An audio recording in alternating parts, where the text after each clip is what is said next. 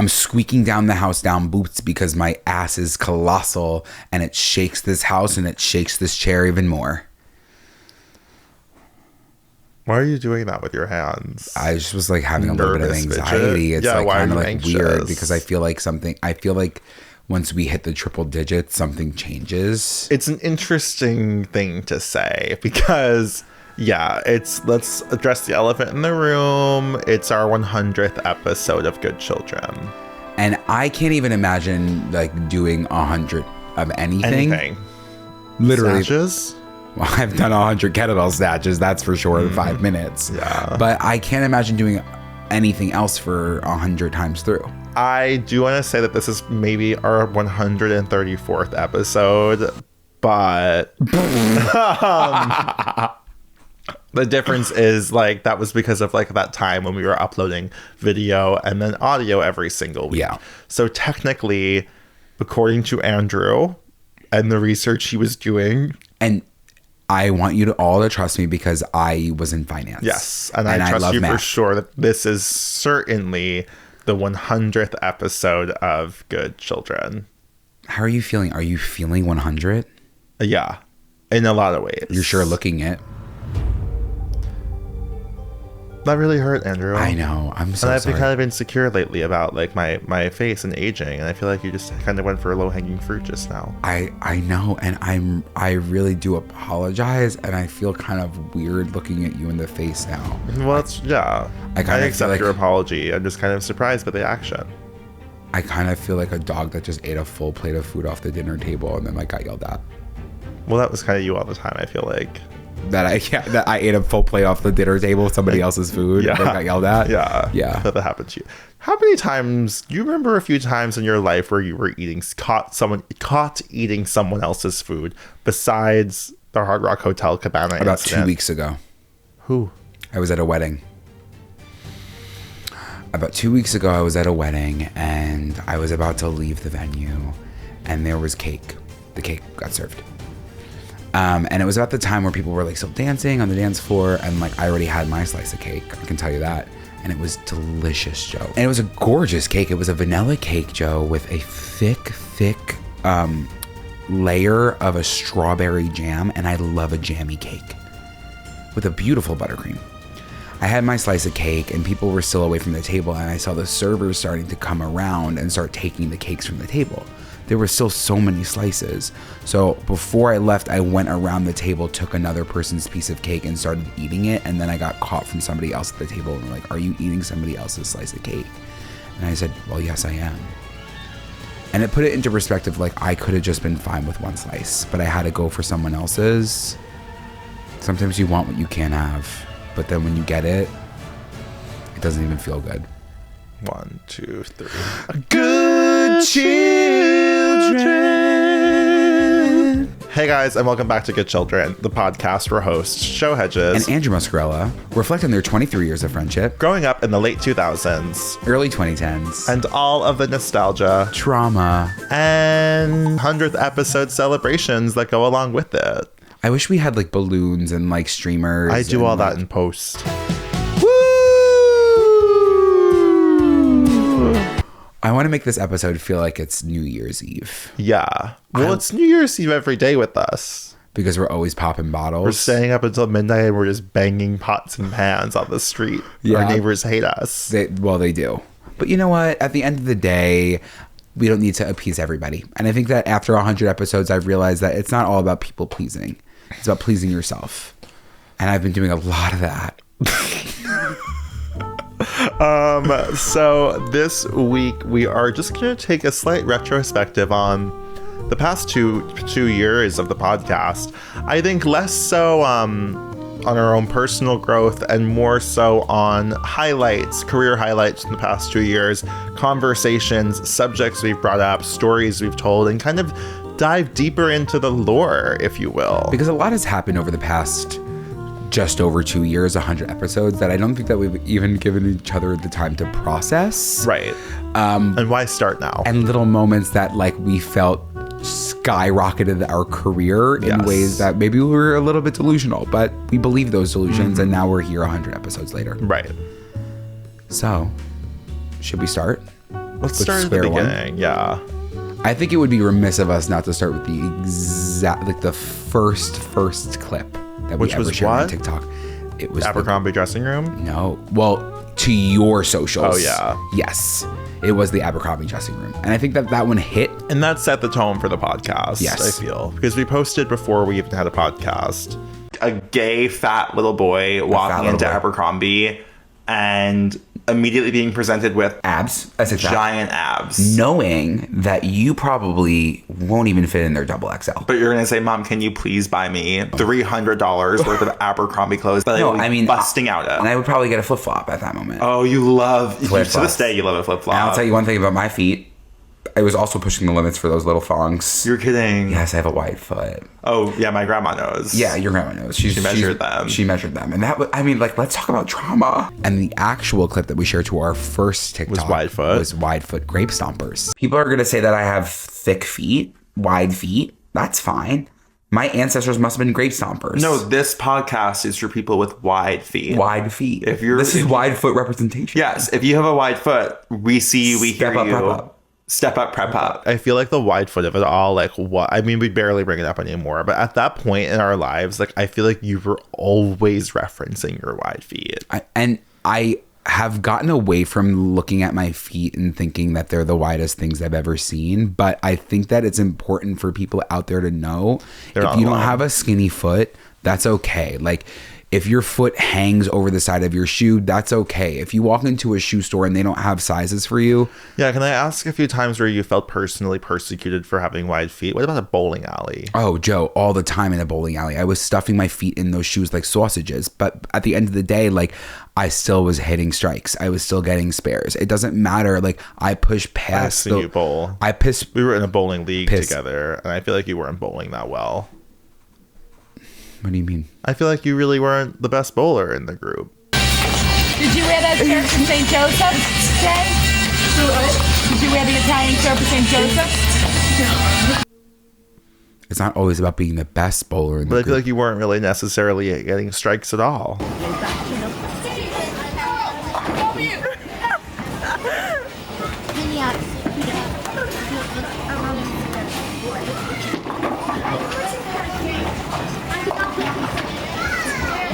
I think I hit a few strikes. I don't know. Well, you struck out a lot in baseball. You better watch. In baseball. You better watch 3 strikes.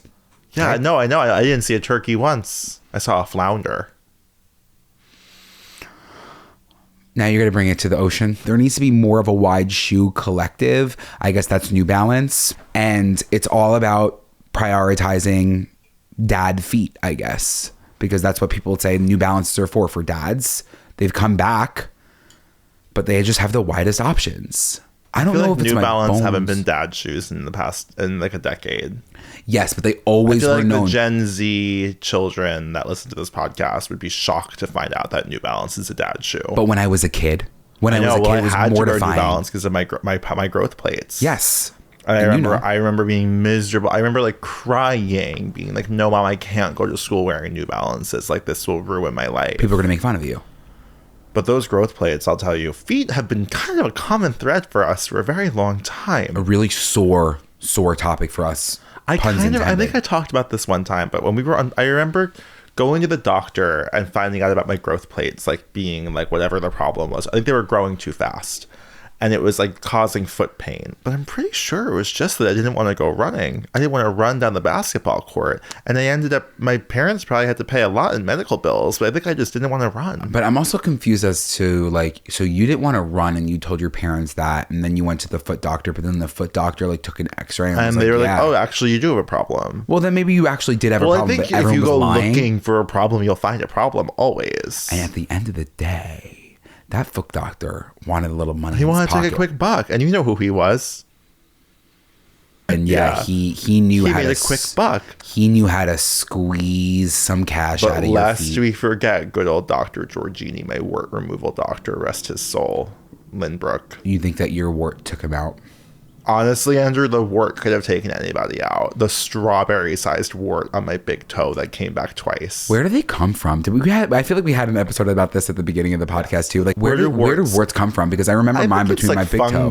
Yeah, like I feel like kids get warts a lot more than adults get warts. Yeah. But, like, I wasn't really barefooted around except like in my backyard. Yeah. I was always barefoot in the backyard growing up on the farms. We're home! We made it! Yes, sirree! Don't it look gorgeous? Maybe like that's what it was. Like, I feel like probably like the nature. And then when you would come visit me, I feel like that's probably when you would pick. And I probably just like wasn't washing my feet. Yeah, I definitely wasn't washing my feet. But you're washing your feet now, and be honest. And be honest for once. No. Okay. And that's fine. I'm just glad you said it. But I want to just preface, I just think that like I've been trying more to wash my feet. And I think that like for so long, like when you take a shower, sometimes it's easy to just think like since water is hitting your feet, like you're completely fine. But what you really need to recognize is like you have to get between those toes. Yeah. Yeah. And I'm just learning that. And sometimes it takes 28 years. I got my wart removed in 6th grade and 9th grade. Same year as I fainted in science class during the reproductive unit. Interesting. But the 9th grade one, I was growing toe hair. And I was self-conscious of my toe hair at this point. So I took like my dad's razor and was and then I would say chopped off about 7 to 15 layers of skin on my right index toe. Ooh, was it like pink and shiny? It was, no, Andrew, it was gushing. Oh, it was gushing down. I didn't know if it was like just like straight meat down there. Yeah, no, yeah. It was gushed to a crazy degree. And obviously I couldn't tell anyone because I was like, I can't let my family know I was shaving my toes. And then I had to go to the wart remover doctor the next week. And they were like, what happened to your foot? Like, did someone like burn you? Like, did someone like step on your foot? Like, I think they were looking for signs of abuse. You're like, Andrew. No, I just said, no, I don't know what happened. I like hit it on something. Okay. I want to just think about the fact that you couldn't tell your parents that you had to shave your toe hair. I think that would have been okay to be like, at that moment, hey, I feel like a little bit uncomfortable that I have toe hair. And they probably would have been like, Joe, that's normal. Like, it's like the process of growing, but I shaved it. Okay, that's fine. I cut myself. You know what I mean? I think that it felt very effeminate to be shaving my feet. Do you know what I mean? Because you wanted like dainty little smoothers. I just... yeah. So I just didn't want to like admit to the fact that I was shaving my feet. There is shame around. There was shame around it. I mean, now these feet are hairy as fuck. Yeah. But then it was, I had to slice and dice. There's kind of nothing better than a hairy toe for me.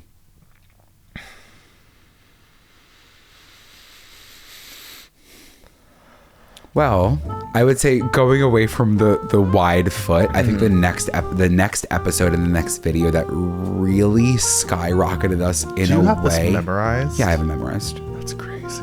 Well, I mean, like it'll get looser, but this one is just the one of all. Kelly Clarkson. Kelly Clarkson. When was the last time that you felt America was fully unified? Oh, Kelly Clarkson. Right. I have never felt like more of an American. I have never felt like more of an active participant in democracy than voting on American Idol at 6 years old. Yeah. I will never forget the feeling in my bedroom staring at that woman saying she is having a moment like this. And I want that moment. Yes. And I want those highlights. Which I've always wanted to revisit that. So that's the episode where we say... I think it was the 3rd episode. Yeah, which I think we should admit was manufactured. Yeah, okay. Now that we're 100 episodes in, I think that we can say at the beginning, like, we were being strategic in a way. Well, the thing is... We were talking in TikTok bits. And for sure, in a crazy way. And also, we were... having the conversations that we'd have on the podcast like a week prior and then be like, let's have that exact same conversation on camera. But I remember I'm sure I have the whole footage of it where I was like, I'll say this, you say this, and then we both say Kelly Clarkson. I watch that clip back sometimes and I can see it. Yeah, because you're waiting for it. Because I'm like, it's acting. And we Kelly were doing Clarkson. That a lot in the beginning and it was tough. You know what I still have nightmares about? The pacer test. The most fuckable man on Disney Channel Esteban. It was tough because it didn't, and that's why at the beginning I felt like it was hard for us to like be authentic because we were authentic. We were like saying, like we were talking about stories that we never have talked about before, but at the same exact time it was like, okay, How you say can this, we make it as crazy as possible? how can we know that we're going to get about 7 social cut downs from this episode? And like we would end episodes and be like, that wasn't funny. Like we had nothing in there. So we would come in there being like, okay, we're going to say this and that's what it's going to be. But I do wish we revisited American Idol. I feel like we didn't get deep enough into that lore, and it was such a massive part of our lives. It was such a huge, and I wouldn't say that this season couldn't have a full episode on American Idol. It kind of needs it. I kind of think it needs it too, because I think that we have a lot to say and there's such specific memories when it comes to certain And I'll never forget stars. being at that hotel. Being at your hotel when you were moving and you were staying at that hotel. What was it? It was the Marriott Residence Inn. It was the Marriott Residence Inn. Catherine McPhee I and lived quite the Taylor life. Hicks. You really have. I really have. Kat McPhee and Taylor Hicks are in the running to be America's next American Idol. And we were at the buffet. we were at the I think I buffet. had Chinese food. It was Chinese food night because Wednesdays nights was international nights at the buffet. Kidding. Yeah. Andrew, you must have been living the fucking life at the Marriott Residence Inn in 5th grade. You guys, can you imagine? It was like 4 months in this hotel where it was like, it was meant for people that were like in transitionary periods of like between homes or like staying there as more of like, that is your home. There was perks. There were Did you definitely make friends? Yeah, I did. His name was Jamal, and he was like definitely older than me. He definitely lied about a lot of things that I learned afterwards about like his life and like where he came from and things like that. But I do have a specific memory of us in the pool together, and he was like, do you want to go to the Burger King down the street? And I'll never forget like thinking about the idea of like me being like, yeah, I want to go with the Burger King down the street with you, but I couldn't bring myself to do it because I was about 10 years old, and I definitely couldn't leave the premises by myself with a guy that was maybe 4 years older than me that I didn't actually know who he was. But to be asked if I wanted to go to a Burger King with somebody else kind of felt like Romeo, take me. Yeah, I'm sure. Yeah, somewhere we can be alone. But yeah, I had a lot of friends there. It was really nice to have a buffet. You every had a single birthday night. party there. I did. That was a birthday party I remember of yours. Yeah, I had a birthday at the pool. Yeah. And there was a game room. And there was a movie theater. Wait. Yeah, but movie theater, you can choose the movie that you wanted to play. Mm-hmm. It wasn't like screening anything. But that's kind of amazing. It was amazing. I would love like to stay at the Marriott Residence. I was for 4 definitely months. staying on a pull-out couch. Like it wasn't like amazing for my back. And I was 10, so like, can you imagine? Like I was already dealing with a lot. Gas pockets down. I was gas pocket down. I had like my chest was. I needed a reduction. It was just hurting my back. And let's be so serious. And like, nobody talks about that enough. What? That like as a little gay boy, like if you had a big chest, like you definitely were also like having a little bit of restraint on your back. My back hurt a lot as a kid because I was always throwing this body around in ways that people couldn't even experience. But Kelly Clarkson, back to Kelly Clarkson. Yeah. I remember when that clip hit the algorithm. And for me, like I wasn't in content before. Like you've had experiences of virality before, but this was like my first introduction to like people seeing it.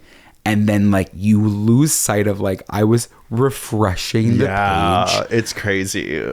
every 5 minutes and being like, oh my God, I went up 10,000 views. Oh my God, I went up And now another we like like look at each other. The other day I was like, that Trixie clip has 1 million views, by the way. And it's like neither one of us is checking on it. It's just We're like, oh, it's that's just like, let's let it be. But I think at the beginning, that's why with the podcast, it was all consuming. Yeah, it was. And that's why we fell into a slump of celibacy, but also only being with each other. Yeah, it was like fine. Like we were like honestly in a better place then than we were a month ago. You know what I mean? Like I completely agree. In the deep celibacy, deep codependency. I mean, I guess we had our ride. Like we had a really good summer. And then I guess by that fall was Shelter Island. Yeah. Which is crazy. Was that all the same year? Wait. What? Shelter Island, like Escape from Shelter Island happened like 6 months into the podcast. Or was that another year that had... Yeah, no. No, it was 6 months into the podcast. It was 6 months into the podcast. I'm just shocked by that simply because of what I looked like. I'm shocked by that because I thought we've been doing it for a lot longer, and we actually were like brand new to it. Gonna cancel the podcast. Yeah. Another one for me was the Panera. Those Panera girls, the girls who spent their social free time at a Panera Bread, would have taken a bullet for any gay boy. Why was that the LGBTQIA alliance? Why was that the McKinley High Glee Club? I want a Panera girl as the next Julia Fox. I want a Panera girl for president. You're right. Panera girls understand. They just get it. They get it. Because when you're putting mac and cheese in a bread bowl, you just get it. It's like, can I have a bite? They'd be like, a Panera Girl shares their food. Panera Girls are brave. They're brilliant. They're everything you want to be. I mean, the complete opposite. I know exactly what you're going to say. Chipotle boys. Chipotle boys. Period. I don't trust them. No. Should they look at me? I would drop the bowl. I would drop the bowl. I would drop the bowl and run. Yeah. Run right to Panera. Mm-hmm. And be like, girls, unite. I'm can scared. You please pause, Marina and the Diamonds? I have something to say. Please give me a burrito at Chipotle. I'm really craving it. Why is everything in Chipotle made of metal? Well, there's Panera. The Panera lore in general that we created was a little bit nutso. We had a few clips about Panera. The first one that I still would toss and turn about was me not saying thank you to your mom. Oh God. I honestly don't remember what happened in 7th grade. All I remember is I came into Mrs. 7th grade math class and Joe wasn't speaking to me, and I kind of was like, why isn't Joe speaking to me? And what was it, Joe? What was it, Joe? We went to Panera and my mom bought you a chocolate chip cookie and you didn't say thank you. And I said, he's honestly ungrateful and he doesn't deserve to be my friend. What was that about? I don't think that you not saying thank you. I actually just talked about that with my mom maybe yesterday or 2 days ago. I don't think... Was her response, Andrew never says thank you?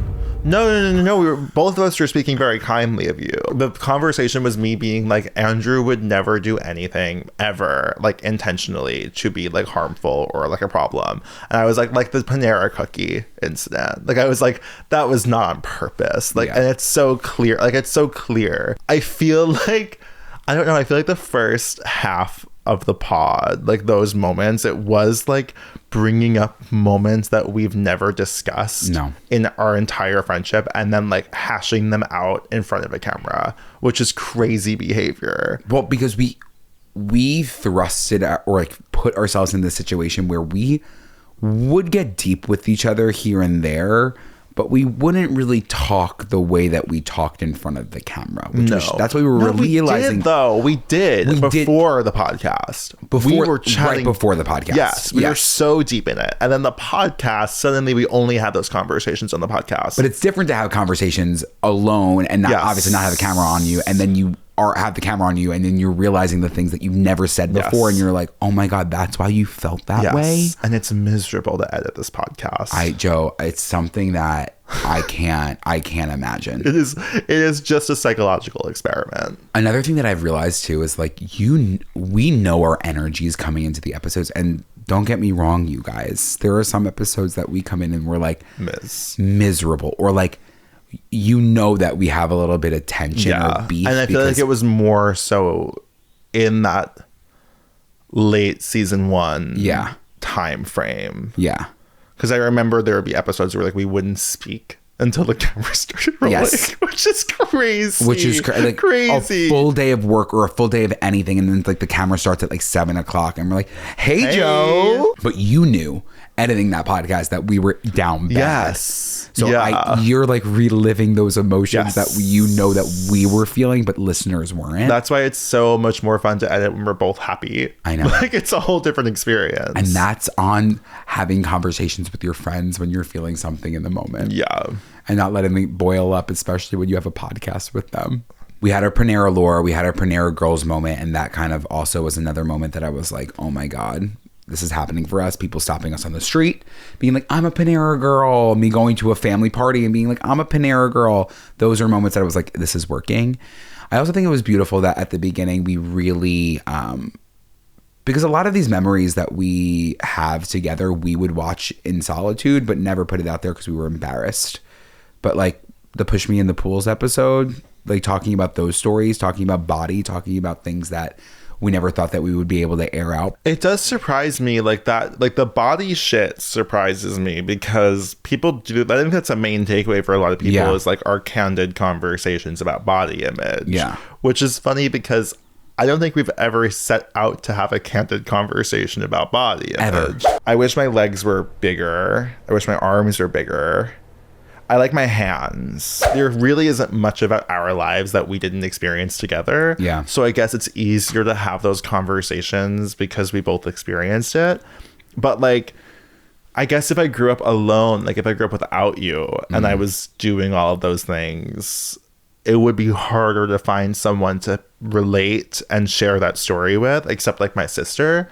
I just like never thought that us talking about like the pushing in the pool would be like moving. You know, I thought it would just be funny. I thought it also would be, because it is funny, but it is like such a universal experience for certain people that it's like, I can't believe you also needed to be pushing the pool or getting out of the pool and someone immediately having a towel. Which is also funny. I realized that I did that to you the other day when we went to Bathhouse in Williamsburg. Last week, me and Andrew, as a 2-year celebratory moment, took a trip to a bathhouse in Williamsburg, which is like, listen, it's run by cryptocurrency. It's powered by Bitcoin mines. Joe kept being like, I'm in the hot tub. He's like, you know how this hot tub's hot right now? I'm like, how? He was like, crypto. I'm like, it's crazy. It's crazy. They use crypto mines to power the bathhouse. But it's like it's so Williamsburg. It's a very like chic heterosexual bathhouse experience. There's a hot tub, there's a cold plunge, there's a steam room, whatever. So me and Andrew are going. Before we go, we get Pliables on Bedford Avenue. Andrew is deep in, I would say, an existential crisis by 10 a.m. to me, 10:30 a.m. Like really losing it, almost screaming in the pineapple playground of Bango Bowls. What was going on? I just coached 3 classes. I came out. I was ready. It was a gorgeous day. I was like, this is going to be an amazing spa day. And we had like a Broadway show afterwards. I was like, this is going to be one of the most beautiful days of my life. Within, again, 2 minutes of seeing Joe, I'm sitting down eating my oatmeal bowl, being like, I actually can't do this anymore. You're like, I'm pathetic. And like, I give people so much of me emotionally. And like, I just want to kiss on the cheek. I just want to kiss on the lips. And you're like, okay, so this is what we're going to talk about for the next 7 hours. But we get there. We go into the sauna. We go into the steam room. Andrew's choking, gasping for air. Like, you're actually screaming at water droplets hitting you. I actually like... I've never seen someone more uncomfortable in his like face. That I really recognize that I'm such a dramatic person.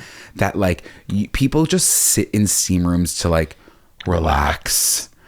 And I'm in the steam room on edge, thinking in my head, like, this could be my last gasp for air. Yeah. That's what it felt like, though, to me. And then, I'm sorry, once there's steaming hot water droplets dropping all over your body, and you're like, Andrew, it's condensation. I'm like, I don't care. It feels horrifying. You know, we did all the things you could possibly do. The moment I wanted to say was, again, you're in a Speedo, and again, you're basically cock out. And we did like the shower after getting out of the sauna, and I immediately had ready for you the moment you were done with your shower, a towel up. And in my head, I was like, he does not need this presented to him like he is 12 years old at the pool. But it's like an instant reflex where I'm like, if I can help you in this moment, get through this, you have no choice. Yeah, and it's those like little gestures that still, it does get me through. It's like, I want to put this right around my body right now.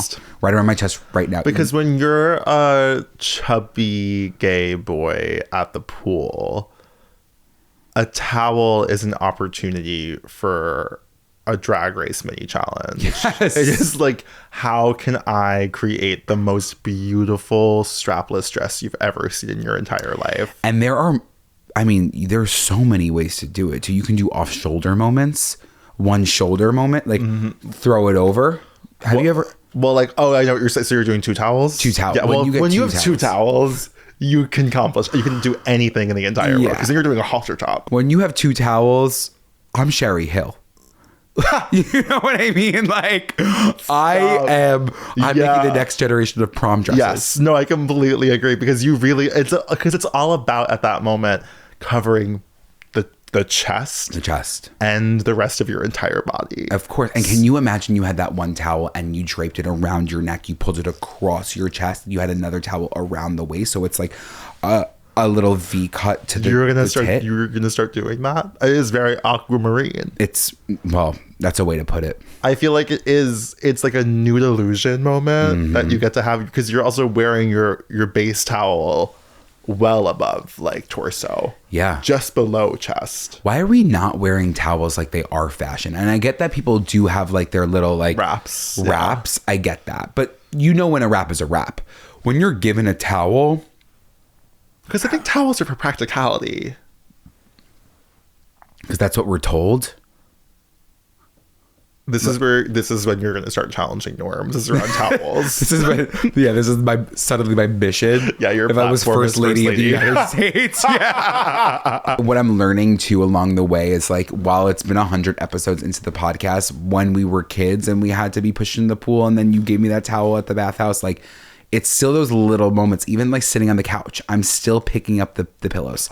I'm still holding the pillow at my chest. I'm still hugging that pillow. I'm soothed. I'm so soothed by that. The breath that I exhale, it's like I'm Love Simon. Yes. It's just like your Love Simon. It's like I can breathe now. And it's things like that you recognize, you know, you're never really going away from that kid. No, you really can't. Try as you might. Try as you might. But we'll be talking about our childhood selves for the next 50 years. God willing. I feel like God will. Well, I know God.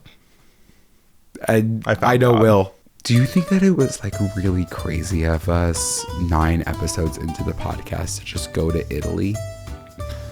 Well, no, because we had that trip planned well before the podcast. What I do think was a massive accomplishment was that like an episode came out of it. And one of the most beautiful episodes, if that. The people are kinder, the food is better. Yep. The lifestyle is just more suited to living and not working. Yep. Like, why are we spending our days the way we're spending them? I'm so sorry. I'm not gonna respond to your email. I'm not gonna open up Slack. Time is up. Time is up. We are on this planet for such a short period of time. Yep. If I'm lucky enough to find a way to live a life that does not require to be constantly plugged in for an office, for a job, for some imaginary emergency, I'm going to grab onto that with my life. The amount of people that I know, like including myself, that I have watched like hustle and grind for a job that will never love you back. It's been 6 weeks for us, and this has been constant success. It has been like so fulfilling. And yeah, we're still working jobs. Yeah. We're lucky that we have time to do both. Yeah. We're lucky that we're sitting in Rome talking about this. But even just spending some of my free time editing this, I have been happier. And you could tell in our faces that we were happy. Well, we were happy, but we were struggling. We were struggling. And I think that's what's sometimes the most horrifying part of having this podcast is like the first season, looking back on it though, and the way that we talked about our lives, but like our gayness. Yeah. Was like, I'll never forget when we were in Italy and we were waiting on that line to go to the gay club, and I was so sick and anxious, and it was the one opportunity that I was looking for us to be like, we're not going in there. I know, and we found it. Yeah. I was like, no, this is not it for us. Like, we're not meant for this life. We're not meant for this life. What do you mean? Well, I even felt it with Pride of that year. Remember that we tried to do a Pride episode and had to be canceled. We had to stop recording a Pride episode because it was so homophobic. I stand by. The thing about the Pride episode, the lost Pride episode, is I was like, we are like 2 white gay men with a podcast. Like, literally, what haven't you heard from this demographic about Pride Month? Yeah. But I did love at the beginning, though, we were really cranking out 30-minute episodes. I know. We'd be done right now. We'd be done. People were begging. People were like, "Can you do longer episodes?" And we were like, no. "No." I asked our listeners, Andrew, what some moments that they think about all the time are from the podcast, and I bet you can guess what they are. Boys State, of course. Who drank at Joe's 17th birthday? Escape from Shelter Island, Australia. Those are kind of like the main ones you hear constantly in these. To bring it back to Boys State, I feel like there's more that could be discussed for the second half of this episode. Yeah. I'd like to kind of lean into these episodes that we seem to have exhausted all conversation about, but people have lingering questions. Yeah. With Boys State, my main question for you is, and if you're not familiar, I would just listen to the episode. Yeah, if you're not familiar, I went to a week camp that was basically run by the Marines, and I thought it was pitched to me as like a leadership opportunity. Meanwhile, I recognized in retrospect it was like a nationalism beat down for me. So when you left Boys State, you signed up for a military camp, basically. Yes. Was there residual trauma like that summer into the school year? Like, were you traumatized by Boys State? I think that the only trauma that I held on to was just like, it wasn't even trauma. Well, I guess like I was already dealing with a lot of body things, and I think that being at a camp with people who like most likely didn't look like me and were a lot more agile and athletic and like could do the things that I couldn't do was definitely something that I held on to for the rest of the summer going into my senior year. I also feel like maybe that was a reason. I think my senior year I like gained a good amount of weight. It was my biggest I've ever been, and I think it was like kind of I came off of that camp and got like a little bit sad. Yeah, depression. It was like depression kicked in vibes, and I was like, oh. And I also, again, the trauma of like just the America of it all. Right. I think I held on to that for a long time. America. Yeah. No, it's like, it's those little things. It's like, you don't recognize when you're young. Well, you do recognize when you're younger that you're really impressionable, but like there are moments that I look back at myself when I was in high school and I was like, that, I can't even imagine that I had those viewpoints. I can't even imagine that I was that person, but I was put in situations where like, how could you go through something like that and not feel like, let's do this thing. Like God bless America. You know what I mean? And then be that person in high school that people remember as that. So that's why like having this podcast, I'm kind of like, people from high school that see it, they're like, whoa, I can't believe that you're that different. Right, because what was your vibe in high school? I was like very Republican down. Like I was definitely like political. I was definitely like, and again, to look back on it, it was like I wasn't really educating myself. It's like all I really surrounded myself with, and like I would put myself in those situations where I would learn things that I just inherently believe. Right, of course. I mean, you're a teenager. It's easy. So it's like then when you would be in high school and you would have discussions with people, you would have debates with people. It was like, but you know, it's freeing talking about it now, but it is embarrassing in the moment. But yeah, I definitely think that is what I think it only fueled a fire that I wish I could put out sooner. Of course. Yeah, that makes sense. Yeah, but that was my Boys State. I also was like, I'm not geared up for that. I can't go to I think it also was like, I can't go to war. Well, thank God. Thank God that's what told you that. I'm sure otherwise you would have gone. There's a world where I have that original voice memo of the first time you told me the Boys State story. Because the first time you ever told anyone that story was, I'm pretty sure it was to me. The whole thing about memory, I don't know if you know this, is you only remember something as it happened until you tell it to someone. So once you retell a story, you're remembering your retelling of the story, not the actual events. So I remember as you were telling it, I was like, we need to have your actual memory of this before it becomes a bit and a story. Which I can't believe that you did that. I don't think you need to start from the beginning. I think where we start is describing conditioning. Okay. Yes. So conditioning would be every morning at 5 a.m. we would line up outside of our door right after we got our beds checked. After we got our beds checked at like 5:30 a.m. And your beds were checked for like if it was made properly. If it wasn't made properly, like with the correct creases or folds, it would be The Marine would toss the bed. Okay. Anyways, we went out for a run at 5:30 in the morning. Right. 2.5 miles to 3 miles. Okay, and you couldn't do that. I couldn't. So what was the Marine ran in the back with me, and then we would like end up walking. So sometimes it was just like me and the Marine. Oh. Yeah, which was like he wasn't like. Did he like make fun of you? No, he was actually pretty nice. He was nice, and like we would do like a shorter route, and like he would help me jog and shit like that. But there was like a group of us of like fat kids. Okay. Keep going. So that was a humbling experience for sure. Yeah. But then like throughout the day, like we would have to walk places and like in a military walk, and then if you either stepped out of line, like missed a foot placement, like went the wrong way, said the wrong thing, didn't greet somebody with the right form of day, like good morning sir, good afternoon sir. If you said good afternoon sir and it was still the morning, they would make you do some insane shit, like to a point where one kid actually said the wrong greeting for the day, and he was conditioned to a point where he almost threw up in front of everybody as we watched him. Crazy. Oh my god. It actually is crazy. We were all so scared to do something wrong because they would either make that one person do conditioning or an entire group do conditioning. It's crazy to hear it back too. It sounds a lot darker. It sounds a lot darker for sure, because it was like really dark. And this was June 2021. This is like a year before the podcast. Yeah, it's crazy. Like that whole. I wonder what that whole thing is, because that could literally be an episode. It could be. It's 35 minutes long.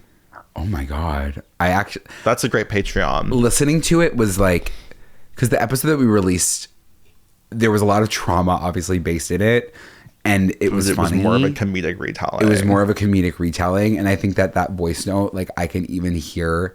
You're nervous. I'm nervous. It was the first time I ever said it to anybody. And it's wild. It is really wild. It like almost made me sad. It made me really sad. It kind of shifted my entire mood. I almost was going to start crying. Yeah, I almost was also going to start crying. Also, it is so sad. It's like so you sad. saying how terrified you were to make a mistake, or else you'd have to like be put to the point of almost throwing up. Like, yeah, that's impacted you. Yeah, you have trauma from that. Yeah. And it's like you put yourself in a situation for like 7 days, and you're like 7 days felt like and it you just was. wanted to go to theater camp. I just wanted to go to theater camp.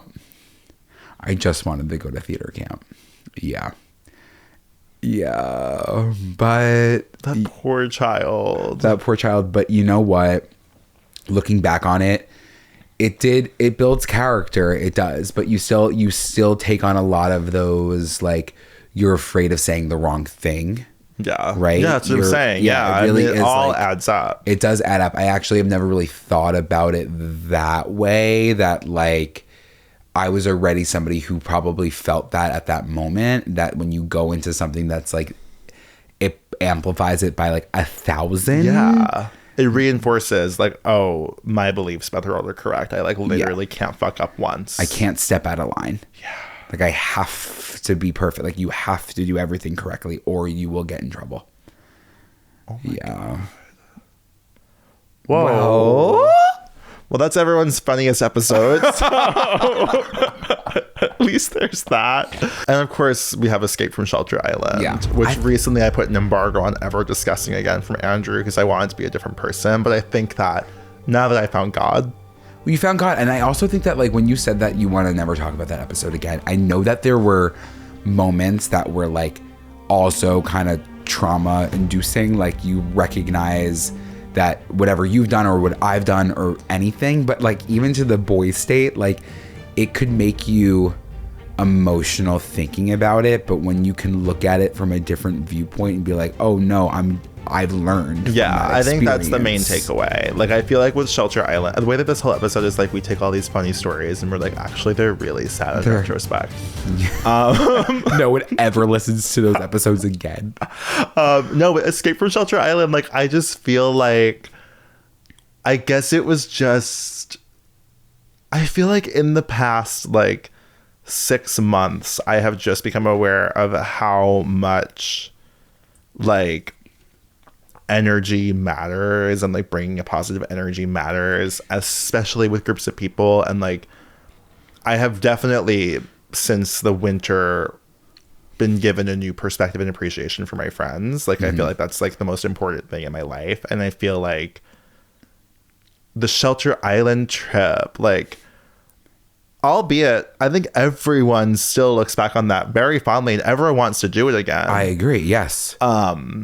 But the way that the story has become cemented as like the girls episode, like where it's like just like a nightmare, is interesting because now I look back on that weekend and I'm like, I don't remember any positives. I only remember the slow burn of our fight. Yeah. And in reality, like we were drinking the whale killers. We were drinking whale killers. We were having oysters. We were doing kayaking. We were having so much fun in the water. We went live. Was the tension for us? The tension didn't build until I say the second day. I think I really don't. Again, I recognize that. I think that like at the moment, I was a stressed hoster. Like I just wanted to make sure that everybody was having fun. I just wanted to make sure that everybody was like enjoying themselves. And at the first day they were, because you guys were there. And like, then it settles in. It's like the second day. I'm like, are we doing enough? Are we doing this? Right. Meanwhile, I recognize that the group of friends that we went with could have literally sat on the couch like all day and been fine with it. But I think I was already feeling that. Right. And then I think it was like, were we drunk? Were we high? I don't know what it was. I just remember I swore off weed on day one of the trip. My main issue that weekend was anxiety. Yeah. Like, I think I was letting my anxiety control the situation. And I think that that's part of what has changed about me is I feel like I was so anxious that I was like the only way that I could feel less anxious is if I gained some control. Yeah. If I fight for whatever, and the control was like creating tension, but I was in control of that tension. But I remember being like a little bit, not a little bit, like very anxious the moment when you and Garrett were having a photo shoot. I don't know what it was. I was feeling something then that I was like, I remember being in my room. You went somewhere else, I thought. I was sleeping. You took a nap. I took a nap. I remember because your cousins were there. Yes. And that's a lot of part of my same. And that's the part of the story that's never been brought up on the podcast. Yeah. I feel like for me, obviously, again, I look at it from a different point of view now. Having people who I didn't know in my life, like, stressed me out so much. Yeah. That I was like, I'm shutting down. Like, I was like, I can't be who I usually am. I have to like be quiet. And that disrupted my flow. And that's why I think I was looking for a way to control the situation. And I also think from your side to my side was that I only thought that my cousins were coming and not like their added friends. Right. And then I felt bad that I didn't share that information with the entire group, and then I felt that the group was mad at me for not telling them that other people were going to be entering the space. And it's like yeah, oh my god, this is actually like a crazy conversation. This actually like really is just so insane because it's like had anyone spoken in the moment the whole weekend, there would be no problem. No problem. I remember also thinking that. I was like, why wouldn't you tell anyone this? Yeah, I felt like people thought that I was hiding this, but I didn't even know it. And I was like, this is crazy. Even explain it. I was like, no, I knew my cousins were coming. And I think I said that like Charlie and Creamer were coming, but I didn't know that there was added layers to what was going to happen that weekend. But yeah, it was just like this festering of unspokenness. Yeah. And then the rest of the weekend was just unspoken feelings that really just weren't even real. No, that's what I'm saying. Because it was like if like literally, if we just spoke to each other, because you and I can handle a situation for sure. And if you spoke to me and you said like, I'm nervous that everyone's mad at me. And if I spoke to you and I was like, hey, like, what's the deal with what's happening? Yeah. You and I could have put our heads together and alleviated any stress. Because also all of our friends, with the exception of some, at that trip were so easygoing people. So easy. Like no one gives a fuck. And then I was in there ready in the headspace that everyone was mad at me. And then I immediately, like when the list was introduced, then I was like, oh shit, like Joe's mad at me. And then that was and like just created a false reality for us all. Shut down. Like Yes. I think that weekend I completely shut down. I mean, I was so, I just remember being so mad at you for, again, perceiving me to be mad at you. Yes. Mad at you. Yes. But I was like, Joe's mad at me because like he feels like I'm holding a secret. Like there were so many different reasons, but I was feeling that about the entire group, but I wasn't speaking it out loud. So then I was like, oh, you guys you guys have fun. Like you and Garrett take pictures. I'm going to just like sleep in my room. You know what I mean? Like it was little things like that. Crazy in retrospect. We learned then that, and you'll know, and I think that this is stuff that we're picking up on. You will now know, and you do know, that when I experience anxiety, I can't look you in the face. I can't look people in the face. But it's kind of like I need to just actually pull you aside privately and be like, what's going on? Exactly.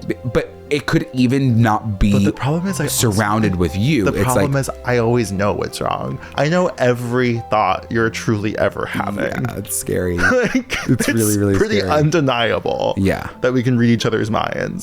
But that is how my anxiety manifests. It's like, it could not even be about you, but like I could be in a situation with you that I'm anxious and I'm not gonna look you in the face. Yeah. Or I'm not gonna look Garrett in the face. And that's how you really know. Yeah. I'm like going through something. Right. But yeah, I think it's just, that's such a learning experience. That's why that story is just brutal. And the way that it ended, that wasn't even like the main part, right? The way that it ended was like worse. Right. Yeah. So much worse. But I do feel like, because we were both already like, it was so low. Worse. And I literally didn't think it could get lower, and it got so much lower. So horrible. It got so horrible. And like, yeah. Speaking of which, we have a voicemail.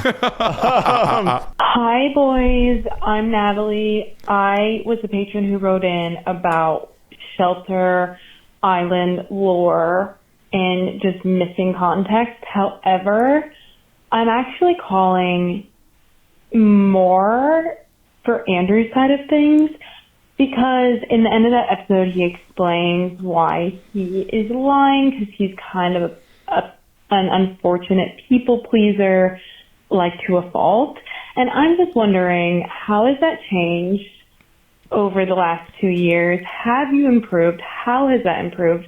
I'm also someone who is guilty of that same thing, and it's never from a malicious state of mind. It's just because I never want anyone mad. I never want anyone unhappy.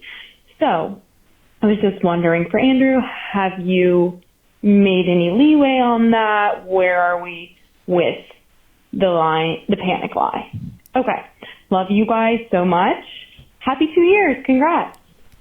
Thanks, Natalie. I think I have made progress. It's been slower, but I think it's like, again, for me it's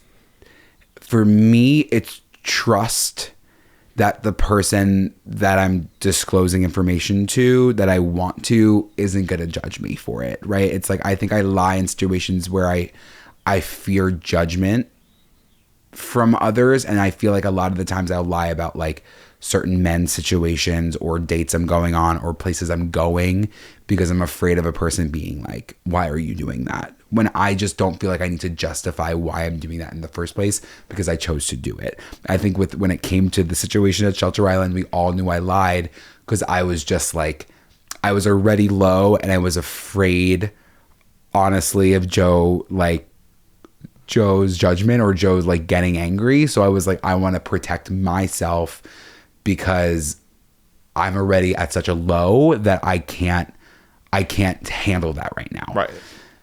But I think that over the past 2 years, I've recognized that specific moment. I don't think I've really lied to you in a way that has been that significant. There's like little moments that I'll like still like keep a few details to myself or be like, oh, I was out today. Or like, I feel like now we don't really, there are like days that I'll just be out and then like I'll come home and then we'll just be like, oh, how was your day? Good. But it wasn't like we were disclosing where we were. Right. Which I also think is like kind of boundary setting, which I think that we needed. But I'm trying to get out of the lying. I don't think it's fair to anybody, and I don't think it's just makes fair to things myself. Worse. It makes things worse. Like the shelter island thing, the lie was the only time in that instance where suddenly you did something wrong. Yes. You know what I mean? Like, because calling the Uber wasn't doing anything wrong. No. But the moment that you lied, yes, it's suddenly even the playing field that was not even in the beginning at all. When you get caught in the lie, there's nothing worse. There's nothing worse than trying to dig yourself out of the grave that you just made for yourself. Present day me would say to past me, like, just tell him you know the truth. Yeah. Like, you know, like I made it worse. I then was like, oh, you're lying. I'm going to make it so much worse for you. And like in the moment I was angry and I was like, this is like, it felt justifiable. But now I'm like, why? Like, what's the point? Like, meet you at the ACE. Yeah, like I'll meet you at the ACE. We'll take the L. Like, it just is like, what's the point? Like, we're friends. We should be looking out for each other. We shouldn't be actively trying to make each other's lives worse in any possible way. Like, especially with the understanding we have for one another. It's like, I knew why you were lying. Yeah. I could have just helped you out by being like, you're lying. Yeah. And I think that, again, I think we've mentioned this, maybe it was on the Patreon, but it was like, I don't know what I want, right? Like but there are moments, and I've experienced it with you, I've experienced it with other friends, I've experienced it with parents, I've experienced it in all these different things that like, if I'm doing something and I share that with someone and then they say to me, why are you doing that? Then for me, I'm like, I shouldn't be doing that. And then I lose sight of what I wanted. Right. And then I should want what that other person wanted for me. And I think that that's why I lie, is because it's like, it's my way of doing what I want without having other people, just having their input on it, which I'm recognizing it's okay for other people to have opinions on what you do, as long as you're like confident in what you want. Yeah. So it's just like, it's the confidence too. You couldn't pay me $1 million to go back to being 26 years old. Yeah, no. 25 years old. No.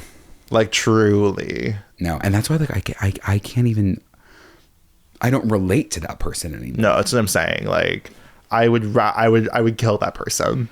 Like, if I could, I would go back in time and I would delete half the episodes of this podcast that we've had so far. Okay, we're gonna listen to a few more voice notes, a few more voice messages. Yeah. Oh my gosh, hello. Oh my gosh, I'm so nervous. But it's Aislinn from the Patreon. Love you guys so much. My question about Joe and Andrew lore is, so we know about our moms. We know about Amanda. We know about Andrew's 7 nieces. But we don't really know much about the dads or how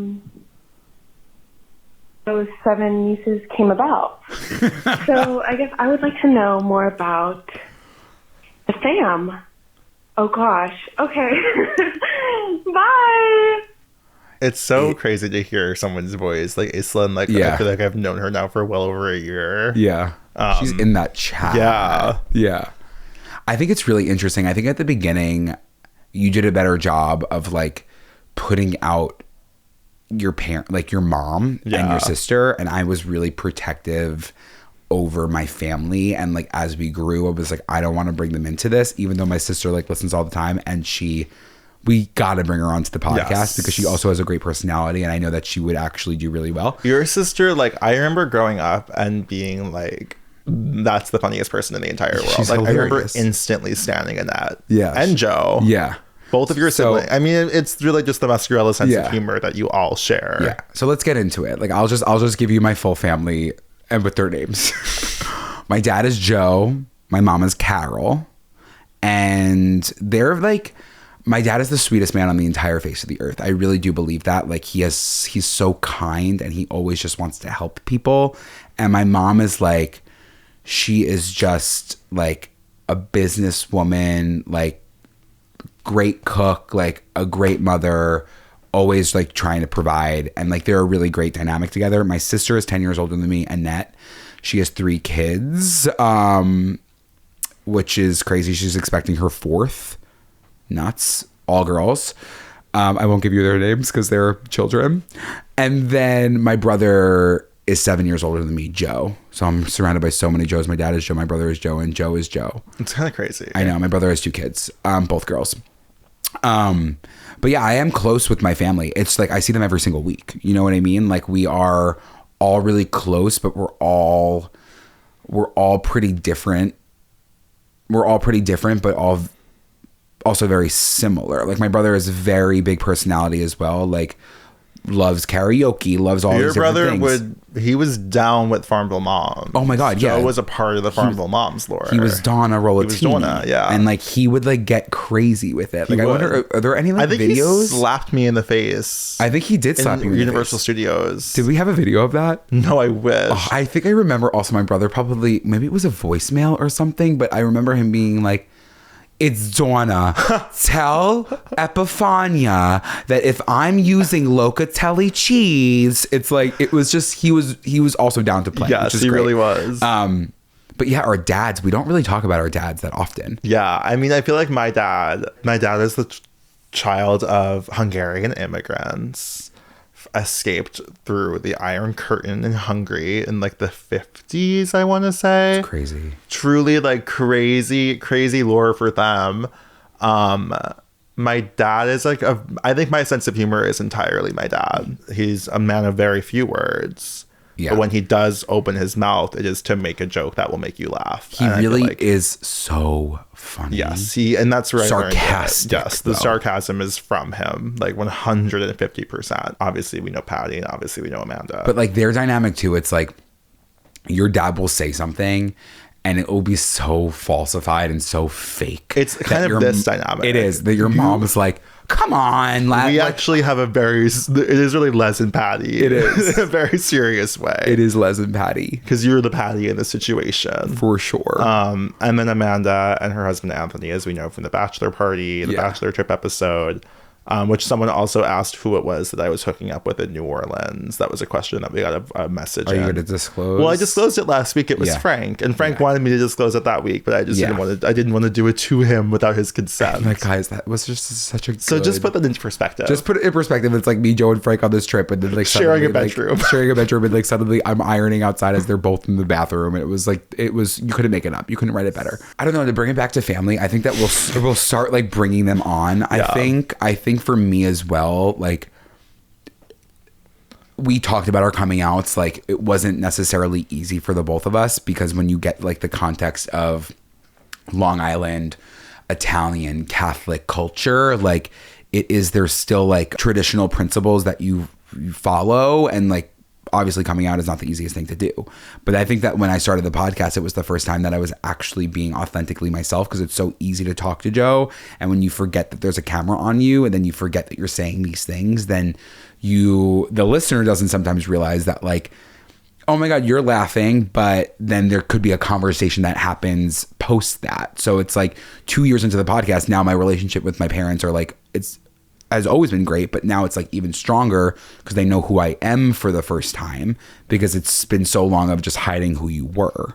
So I think that's another reason why I was like been very protective of like sharing information about my family. Yeah. My dad is like a YouTube obsessed person. He is so on the internet. Yeah. Like, again, just like me. So that like, I think the pod really fascinates him in that way. Like he sees it as a business venture, and like all he does is watch YouTube. Like that's his free time, which is literally same. It's so crazy. It really is. Like I never really think about your parents. Like we are such direct copies of them. My parents don't know. They're on their phone. They don't know what they're doing. I'm also like, I don't know what I'm doing either. No, but my like, dad has been teaching me technology and social media forever. I know. And my dad's been teaching me to just, be a people pleaser, talk to people. And your dad's been dropping off your computers to my dad to fix. Always. And here we are. I want to go to Chili's.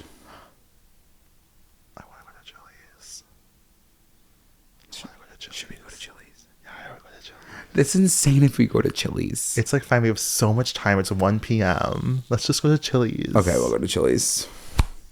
I want the chips. All right. Well, the time has come. It's been a long time since I came around. And this time I'm not leaving without you. Chili's. I don't know what came over me. Like, I was like really wanting Chili's. And Andrew like said something just like before we started recording where he was like, it's not like we're going to go to Chili's. Right? Is that how it came up? Yeah, You like brought it up as like a joke almost? I was like, yeah, no, we wouldn't go to Chili's. And guess what, Twinkie and Redhead? You have fucking competition. Yeah, we're going to Chili's. Okay, just had to confirm, as we've had to do a lot lately, if Chili's is on any sort of boycott list.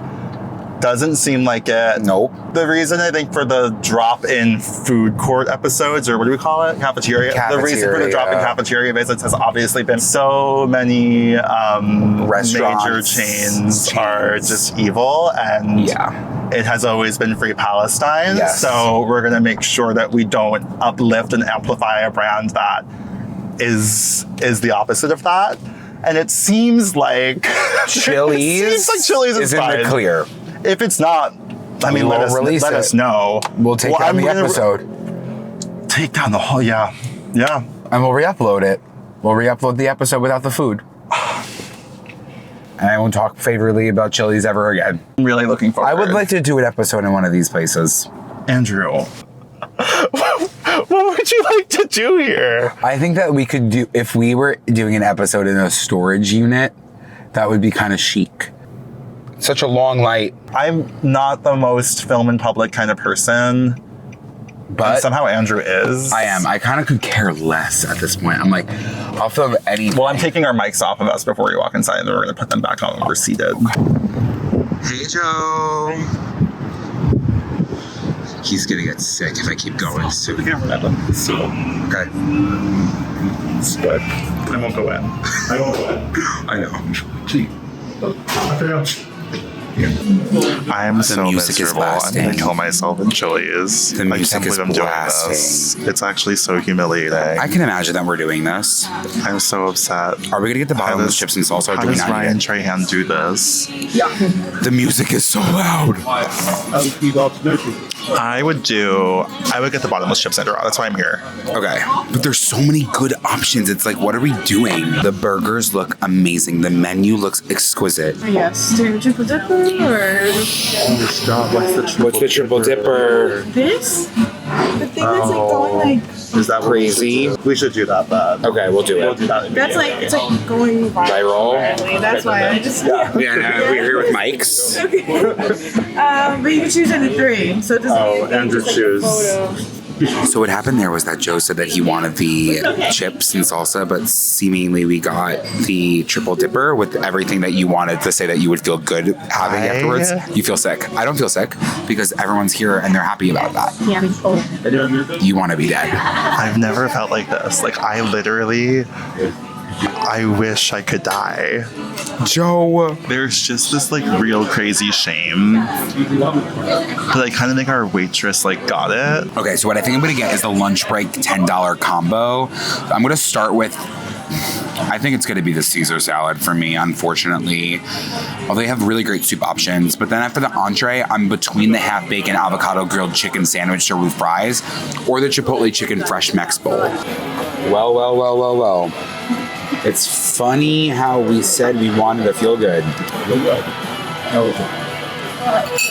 There is a sweetness that is unmatched. Oh my God. Good for you. Honestly, the salad is very good, but chili salads are always good because their technique isn't like, let's make a salad. It's like, let's make a full meal on a bed of lettuce. I'm feeling sad. I'm feeling so sad. Joe, what happened? Andrew, I've never felt this sad in my entire life, if I'm being completely honest with you. There was something came about over that. That was just so inherently. I haven't had Ralph's. I guess we'll call it. I guess we'll bring it back to those fags in the studio. See you there. I will say our waitress. She did say it. Say it. I forgot that we didn't say this. Loved her, Queen. We talked to her about the fact that we were recording, and then she asked if we were recording. We said a podcast, and she said what it's about. Andrew was explaining it, and she's like, "Wait, you guys aren't dating?" And then we said no, and she said, "Oh, I just assumed seeing like two really attractive men." Thank you so much for tuning into this episode. Not really sure what it was about. I'm not sure what it was about either, but it's really nice to be able to reflect on the 100 episodes. Well, we obviously didn't get into every single episode, but some of our faves and some of the things that made us who we are today. And it's really beautiful to be able to still sit across from you 100 episodes in. And honestly, truly, sincerely feel stronger than ever. I completely Which agree. is really exciting. Yeah. Don't forget to do your homework. Like, comment, subscribe, rate, review. Send it to your friends. Again, it's our 100th episode. Like, the reviews are going up, but we know that they can go up a little bit more. And I know that you guys are amazing. So just tell everybody in your extended family, about 30 of them. Just let them know. 5 stars. And how to do it.